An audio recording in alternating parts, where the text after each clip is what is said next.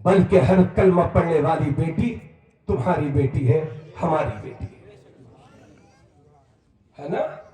ہاں۔ اب اتنا کہنے کے بعد ذرا ایک اور بات سن لیجیے۔ آپ یہ مت سوچئے گا کہ صرف عورتیں پردہ کریں گی۔ اللہ نے ان مردوں کو بھی نظر نیچی رکھنے کا حکم دیا، اور آیت نمبر 31 میں عورتوں سے کہا کہ نظریں نیچی رکھیں، اور آیت نمبر 30 میں ان مردوں سے کہا نظروں کو نیچی رکھیں۔ اللہ نے فرمایا وَقُلْ لِلْمُؤْمِنِينَ يَغُضُّوا مِنْ أَبْصَارِهِمْ وَيَحْفَظُوا فُرُوجَهُمْ۔ اللہ نے فرمایا اے نبی ان مسلمان مردوں سے کہہ دو کہ اپنی نگاہوں کو نیچی رکھا کرے۔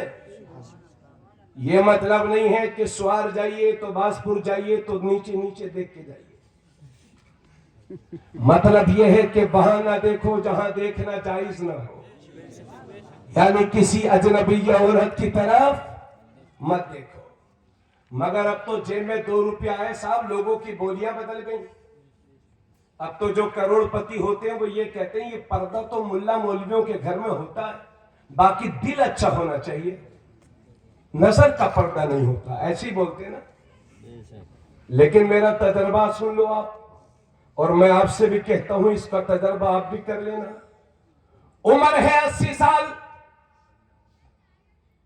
منہ میں دانت نہیں، پیٹ میں آت نہیں، مگر سامنے سے کوئی عورت گزر جائے تو جب تک تکتے ہیں جب تک نظروں سے اوجھل نہیں ہو جاتی، اور پھر کہتے ہیں دل اچھا ہونا چاہیے۔ ارے بڑے میاں پہلے نظروں پر کنٹرول کرو، پہلے دل نہیں بھٹکتا ہے، پہلے نظر بھٹکتی ہے، تب جا کے دل بھٹکتا ہے۔ اس لیے ان نظروں پر کنٹرول کرنے کا حکم میرے رب نے تمہیں دیا ہے، آپ سب کو دیا ہے۔ اور مولا علی ایک بار، توجہ سنیے گا، مولا علی ایک بار میرے نبی کے ساتھ میں ہے، مولا علی، اتنے میں ایک عورت وہاں سے گزری، حضرت علی کی نگاہ پڑ گئی، لیکن نگاہوں کو نیچے کر لیا۔ تھوڑی دیر کے بعد حضرت علی پھر دیکھنے لگے ادھر کو،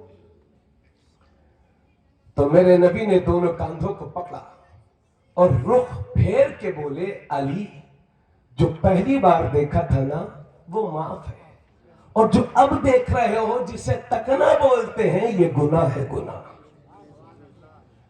ارے ہوش کی دوا لو بھائیوں، جس اتر پردیش میں ہم رہتے ہیں اسی اتر پردیش میں مسلمان بچوں کے لیے لو جہاد قانون بنا ہوا ہے۔ جو بات اخبار میں چھپ چکی ہے اسے چھپانے سے فائدہ کیا؟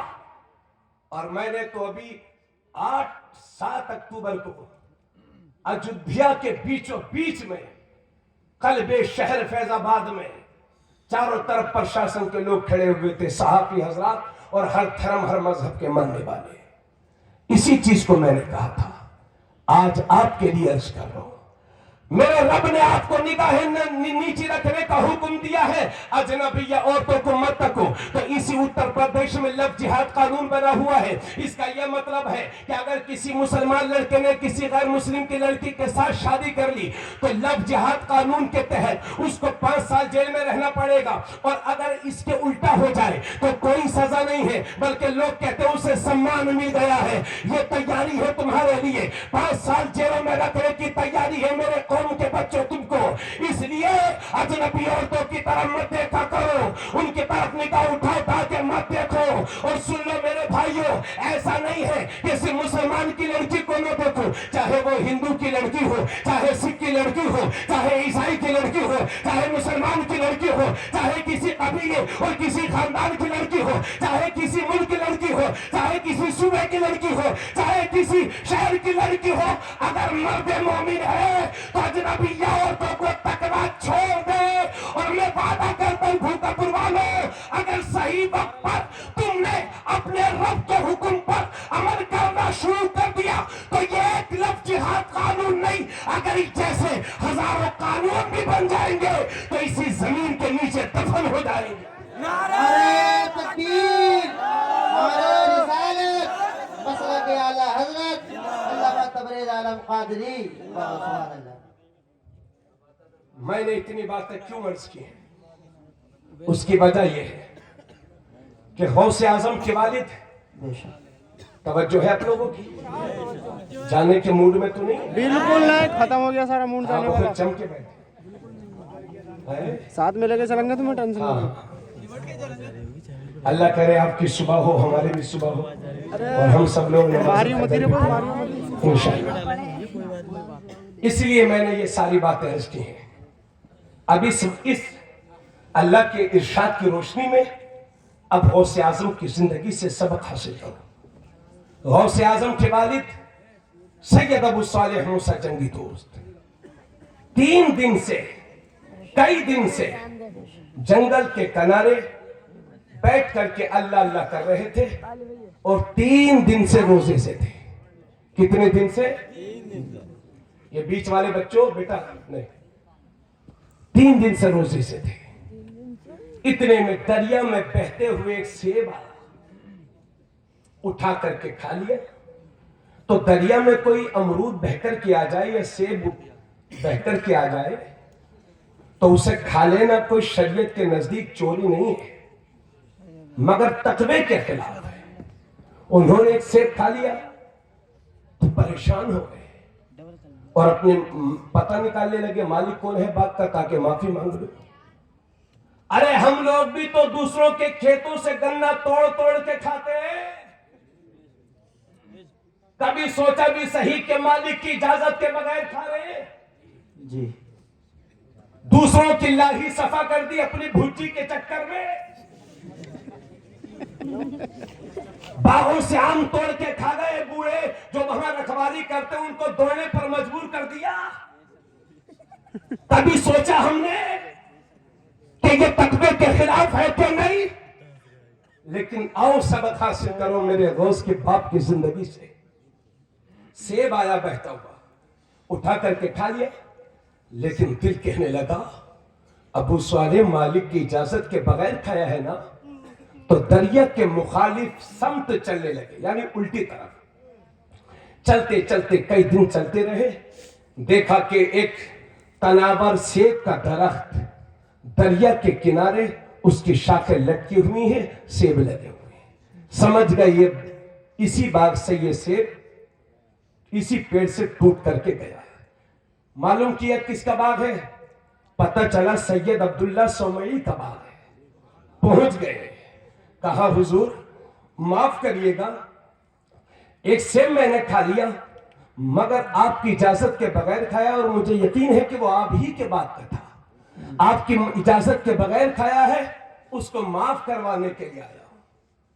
ارے تو چور چور کو پہچانتا ہے, سٹے باز کو پہچانتا ہے, شرابی شرابی کو پہچانتا ہے, تو ولی کو کیوں نہیں پہچانے گا؟ واہ واہ سبحان اللہ. سمجھ گئے کہ جس کے جوانی کے تقوی کا یہ حال ہے تو اس کے بڑھاپے کا تقوی کا عالم کیا ہوگا. سمجھ گئے, کہا ٹھیک ہے معاف کر دوں گا, مگر ایک شرط یہ ہے 10 سال تک میرے باغ کی رکھوالی کرو. کتنے سال؟ 10 سال. ایک سیب کھا لیا, اس کو معاف کرانے کے لیے گئے ہیں وہاں, اور یہاں پوری کی پوری ہانڈی صفا کر جا رہے ہیں, یہ بھی پتہ نہیں چل پا رہا کہ حرام ہے کہ حلال. اب تو لوگ سود کا دھندا بھی کرنے لگے ہیں, اور چہرے پر داڑھی رکھ لی ہے تاکہ لوگ حاجی صاحب اور نمازی صاحب کہیں. اللہ کے نبی فرماتے ہیں جس نے حرام کا ایک لقمہ کھایا 40 دن تک اس بندے کی کوئی بھی عبادت قبول نہیں ہوتی ہے. اور یہ میرے نبی نے فرمایا کہ جس نے سود کا 1 روپیہ بھی کھایا. اچھا قاری اقبال صاحب بھی ہیں ماشاءاللہ, قاری ہارون صاحب ہمارے مسواسی کے, قاری اقبال صاحب بھی, اور ہمارے قاری نور احمد صاحب وہ بھی کئی سال ماشاءاللہ رہے, بڑی خدمت انجام دی ہیں. ہمارے قاری شکیل صاحب بھی ہیں, اور علامہ ناظم صاحب کی بھی بڑے جوشیلے خطیب ہیں. انشاءاللہ اللہ کا حکم ہوگا تو آج تقریر ہوگی, ورنہ پھر کبھی اور ہوگی. اور ہمارے چھوٹے بھیا مفتی خورشید صاحب بھی ہیں سب ماشاءاللہ.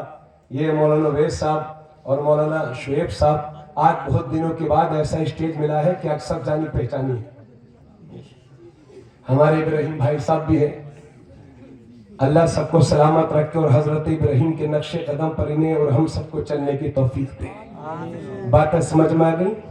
अल्लाह के नबी फरमाते हैं जिसने सूद का 1 रुपया खाया, तवज्जो चाहूंगा, जिसने सूद का 1 रुपया खाया तो नबी फरमाते हैं सूद का 1 रुपया खाने वाले के लिए इस तरह के 70 दर्जे के गुनाह है, जिसमें सबसे कम दर्जे का गुनाह यह है कि जैसे आदमी ने अपनी मां के साथ जिना किया हो। अरे इस जुमले को मैं अपनी जबान पर ला नहीं पा रहा हूं, शायद आपके कान भी सुनने के लिए तैयार नहीं होंगे, मगर ये हमारा नबी कहता है। ऐसे नबी फरमाते हैं ऐसे ऐसे 70 दर्जे के गुनाह, जिसमें सबसे कम दर्जे का गुनाह यह है, बाकी इससे भी बड़े बड़े।